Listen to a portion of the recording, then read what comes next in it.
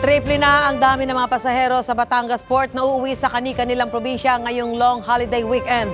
Live mula sa Batangas Port, may unang balita si Paul Hernandez ng GMA Regional TV, Balitang Southern Tagalog. Paul? Yes, Susan, good morning. 3 araw nga bago yung Pasko, non-stop yung pagpasok ng mga pasahero dito sa Batangas Port na uuwi sa kani-kanilang mga probinsya.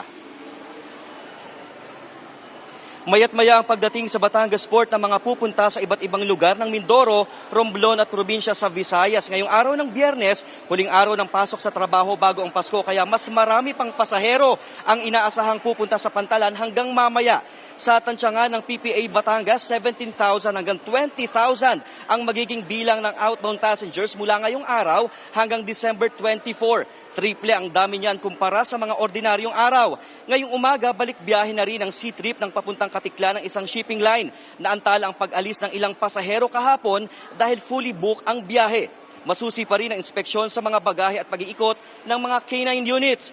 May itinayo na rin passenger assistance desk. Bawal ang mga deadly weapon, flammable materials at mga karne. Ang abiso ng Batangas Port Management, maglaan ng 3 hanggang 4 na oras sa pagpunta sa Pantalan dahil sa inaasahang Carmageddon o matinding traffic mula sa iba't ibang lugar sa bansa. Posible rin ang build-up sa pagpasok pa lang dito sa Batangas City proper dahil naman sa ongoing construction ng isang flyover. Susan, naka-heightened alert na yung Philippine Coast Guard o PCG para nga matiyak yung kaligtasan ng mga biyaherong uuwi sa kanilang probinsya. Mamaya o ngayong araw ay isasagawa yung inspeksyon dito sa loob ng Pantalan. Kaya naman ang abiso ng management ng Batangas Port ay magbitbit ng ekstrang pasensya dahil inaasahan yung mahaba-habang pila na sasabakan ng mga pasahero.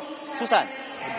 Maraming salamat, Paul Hernandez ng GMA Regional TV, Balitang Southern Tagalog. Mauna ka sa mga balita, bisitahin at mag-subscribe sa GMA Integrated News sa YouTube. Sa mga kapuso abroad, samahan nyo kami sa GMA Pinoy TV at sa www.gmanews.tv.